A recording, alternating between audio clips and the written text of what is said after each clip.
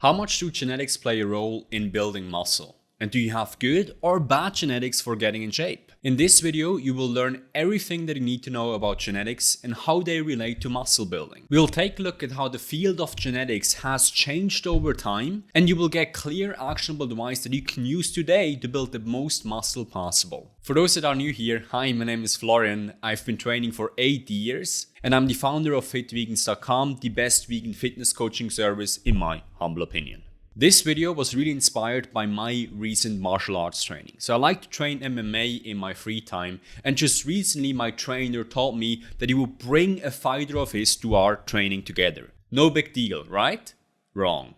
As soon as I saw the fighter entering the dojo, I knew that I was in for a fun ride. No kidding, like a M4 Sherman tank that rolled into the dojo. Fists double the size of mine, and trust me, these are not small fists, literally clubs that were screwed on his wrist joint. And if you combine these fists with a classic non-existent thick neck and that big jawline, you literally have Mike Tyson reborn. Apparently he had 10 fights, and 9 out of these fights he won by knockout. I was absolutely not surprised to hear that. After getting a solid beating from this guy, I couldn't help but wonder, this guy was just absolutely made for fighting. But how much does genetics play a role for us in building our dream shape? Are there some genetics that are more favorable to building muscle than others? So let's just dive right in. Number 1, the story of genetics. About 80 years ago, a Soviet scientist called Lysenko claimed that he could turn spring wheat into winter wheat given just the right environment. That scientific dogma was super beneficial in Soviet times when the leaders of the Soviet Union wanted to believe that they can mold the population just to their liking given the right environment. Of course, it turned out to be wrong, and about 20 years later, because stupidity, when enforced with violence, has the tendency to prevail for a long period of time, the theories of Lysenko got replaced. So this is one extreme, right? On the other hand, the last 600 years were dominated by another extreme. That is when the Europeans started to colonize large parts of the world and could only justify their inhumane behavior and their inhumane slaughter of the natives by racial theory. The natives of these distant countries were considered stupid because they did not have steel weapons, cavalry units, or gunpowder. People back then didn't realize that the early introduction of farming in Europe led to a food surplus and higher population densities, an early advantage which given thousands of years will turn into a big advantage and will result in steel weapons and organized military units. So the other extreme then, to blame the lack of technology on inherent disadvantages, is wrong as well. So where does that leave us? Number 2, the role of genetics. 8 years ago, in 2014, a TV show aired with the name The World's Strongest Toddler. The toddler, named Liam, was born with a myostatin deficiency. At 3 years old, he had 40% more muscle mass than toddlers of a similar age. Now at age 14, Liam looks like this. Yep, basically a regular 14-year-old. So in other animals, a myostatin deficiency looks like this. And in humans, it looks like this.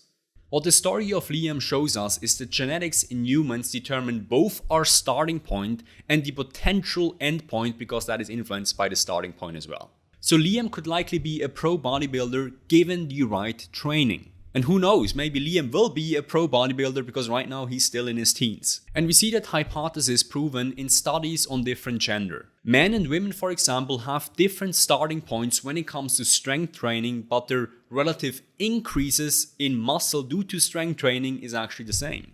And the same is true for hormones such as testosterone. For example, this study here showed that if you train one arm in a hormonal milieu with 3 times as much testosterone, you get the same results as the other arm. So the hormones are thought to be responsible for developmental hypertrophy, meaning the starting point, and not for load-induced hypertrophy, aka due to strength training. So given the research, why is genetics such a big thing in the fitness industry? Number 3, the truth about genetics. Before Newton was born, about 400 years ago, people thought that gods were pushing around the planets in the sky. It was only Newton's theories that offered a logical, mathematical explanation for the phenomena observed. We humans have a natural tendency to blame factors outside of our control for phenomena that could be explained with clear cause and effect relationships that we are either too lazy to understand or that we do not want to understand. That's where, for example, scapegoating comes from. Oh, the economy is down after losing a stupid and unprovoked world war? Better slaughter some Jews. Go home, Germany, you're drunk. In the fitness industry, we find ourselves not in a similar, but in a very interesting situation as well. On one hand, we have an incredibly complicated topic, so the human body and its response to stimuli. And on the other hand, we have a young, low-paid, and largely uneducated workforce, right? So the gap between intelligence provided by the workforce and the intelligence required to solve the problem is quite massive. I call this here the knowledge gap. And the bigger the knowledge gap is in a given field, the higher the chance of resorting to explanations to factors outside of our control. It's incredibly difficult to analyze the individual responses of people to strength training and then boil this down to the fundamental parts and come up with clear, logical, mathematical theories that stand the test of time.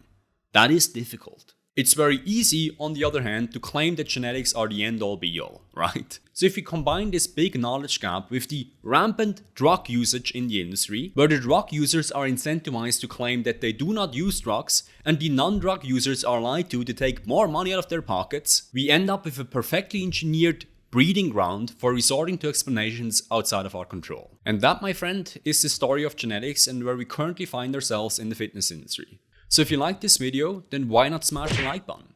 And if you smash the like button, then why not subscribe to this channel? And if you subscribe to this channel and you're a fellow vegan, then why not book a call with yours truly by clicking the link in the description below?